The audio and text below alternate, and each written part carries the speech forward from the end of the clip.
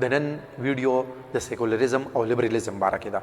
سیکولریزم او لیبرلیزم چې دوه نظریې دي، دوه سیستمز دي، دې دواړو کې یو شان دي او که نه د یو بل نه بدل دي او فرق پکې څه دی.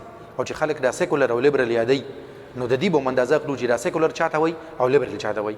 نو ډومبې ګوري تعریف یې داسې دی چې سیکولریزم یو نظریه ده چې 14مه صدۍ کې د ایټلي یو فلسفي فلاسفر نیکولو میکیاویلي پیش کړې وه. نو د سیکولریزم دا تعریف دا دی چې سیکولریزم هغه ایډیالوژي او هغه نظریه ده چې د دې مطابق سیاست او مذهب د یو بل نه بالکل جدا جدا دي. لکه د مذهب او د مذهبي خلکو سیاست سره هېڅ تړون نشته. مذهب او مذهبي خلک به په سیاست کې حصه نه اخلي. او بله دی دا خبره ورسره هم کوي چې سیاست اوچت دی او مذهب ورته لاندې دی. سیاست ولې اوچت دی؟ ځکه چې دا اجتماعي څیز دی. او مذهب ورته ولې لاندې دی؟ ځکه چې دا انفرادي دی. لکه که څوک رنګ عقیده ساتي، که څوک عبادت کوي او که نه کوي، د چا عقیده دا ده او که هغه ده. نو د سټیټ د خلکو عقیدې سره کار نشته او د دې خلکو د مذهبي خلکو د سټیټ د کارونو کې کار نشته. نو دا سیکولریزم دی. لیبرلیزم د لیبرټي نه وتره، لیبرټي په اردو کې پښتو کې ازادي. نو دا داسې یو نظام دی، دا یو ایډیالوژي ده چې دې کې مکمل په ازادۍ باندې فوکس دی. څه ازادي ده؟ څنګه ازادي؟ شخصي ازادي یادوي او د حکومت په لیول باندې ازادي یادوي. څنګه ګورئ چې خلکو ته به د مذهب مکمل ازادي حاصلوي چې دا مذهب فالو کوي که هغه یو فالو کوي. فالو کوي هم مذهب او که نه فالو کوي نو هم مذهب. دغه شان چې کوم دی خلکو ته به مکمل ازادي حاصلوي چې هغوی د خپل رای اظهار وکړي، اظهار رای کې ازادي. دغه شان خلکو ته به میډیا به مکمل ازادي او خلکو ته به مکمل داسې ازادي حاصلوي چې هغوی خپل حقوق ازادۍ سره اکسرسایز کړي. جمهوریت باندې د دې بحث دی.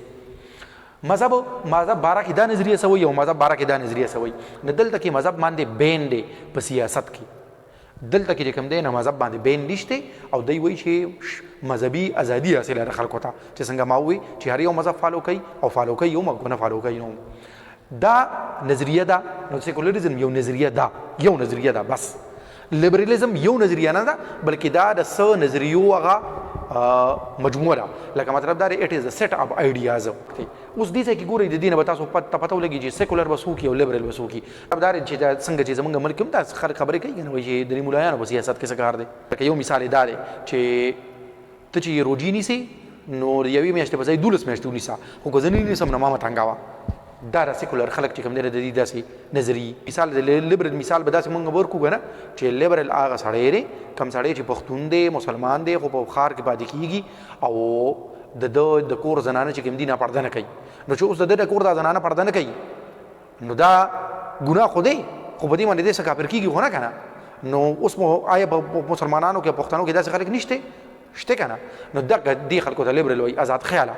نو یا چې کوم دی نه داسې هم کیدی شي چې یو سړی سیکولر او لیبرل خو دی خو ګورې د انسانیت لپاره خدمت یې چې کوم دی نو مذهبي خلکو نه سیوا دی. نو داسې کیدی شي. بل لا خلک داسې دي. بل طرف ته یو سړی مذهبي دی خو د ځان لپاره مذهبي دی خو نور د ګورې خلک په اور کې ولاړ دی، داسې هم کیدی شي. نو دا چې موږ لکه مطلب دا صرف په دې باندې پوه شو چې دا سیکولر او لیبرل ته داسې په بده سترګه باندې نه ګورو. خطرناک دا کلی شي نو دا هغه ټایم کې خطرناک شي کم ټایم کې چې یو سیز ایکسټریم ته ورسي. نو ایکسټریمیزم چې کوم دی انتها پسندي چې پکې راشي نو بیا دا خطرناک شي. که اوس چې یو سړی داسې سیکولر دی او داسې لیبرل دی چې هغه په نظر کې دا ټول مذهبي خلک چې کوم دی نه دی د زړې زمانې خلک دی په غلطه لار روان دی او په هېڅ کې نه دي نو داسې هم غلطه ده. او که چېرې یو سړی بالکل مذهبي دی او هغه د کافران وایي نو دا هم غلطه ده. نو هر یو نظریه چې کوم دی چې تر یو حده پورې اعتدال کي نو دا ټیکي، خو چې کله دا ایکسټریمیزم او انتها پسندۍ ته ورسي نو بیا دا غلطه شي. بله ویډیو کې به بل موضوع سره راځو. ډېره مننه.